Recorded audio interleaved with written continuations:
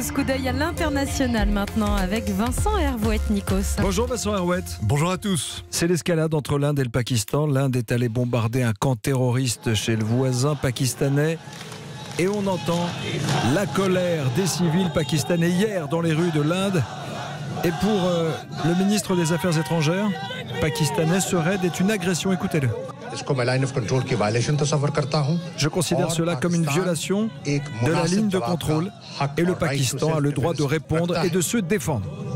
Vincent, entre l'Inde et le Pakistan, c'est la surenchère, on y est. Oui, mais en même temps, tour à tour, les deux capitales répètent qu'elles ne souhaitent pas l'escalade. Sous-entendu, l'escalade, c'est l'autre, le voisin, le saboteur. C'est un concert d'hypocrisie en stéréo. À Islamabad, le Premier ministre Imran Khan joue les petits saints et se dit prêt à rencontrer son homologue. On imagine que l'ancien joueur international apportera sa batte de cricket pour ce dialogue franc et direct. Pour être crédible, il serait préférable qu'il relâche d'abord un pilote indien dont l'appareil a été abattu et qui est exhibé comme un fauve en cage, au mépris de toutes les règles, notamment celles de la guerre.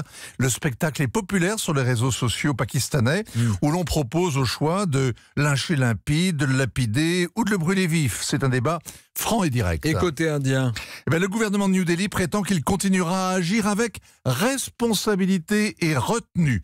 Il fait semblant de ne pas remarquer que pour la première fois depuis 40 ans, il a envoyé ses avions bombarder une cible chez le voisin, une attaque en profondeur, ce qui est une conception, dynamique de la responsabilité et de la retenue. Ça ressemble plutôt à une crise de fureur vengeresse après un attentat kamikaze au Cachemire. Le massacre a été revendiqué par le groupe djihadiste Jaïch-e-Mohammed, le même qui avait signé les attentats, rappelez-vous, c'est à Bombay il y a 10 ans. Alors le Premier ministre Narendra Modi avait juré de faire payer au prix fort ce crime aux responsables, et il a tenu parole en lançant des rafles parmi les islamistes du Cachemire et ce raid sur un camp d'entraînement du Jaïch-e-Mohammed. Il n'avait pas prévu qu'un ou deux avions seraient abattus.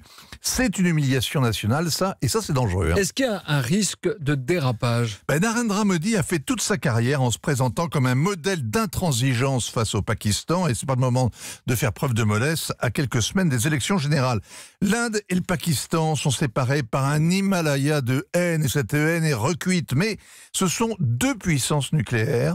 Et l'on veut croire que la bombe donne de la sagesse à ceux qui la détiennent. Ni Staline, ni Mao, ni le maréchal Kim Jong-un ne se sont servis de cette bombe. Vincent Hervouet, tous les jours, le point de vue international sur Europe 1. Nikos Aliagas sur Europe 1. Restez avec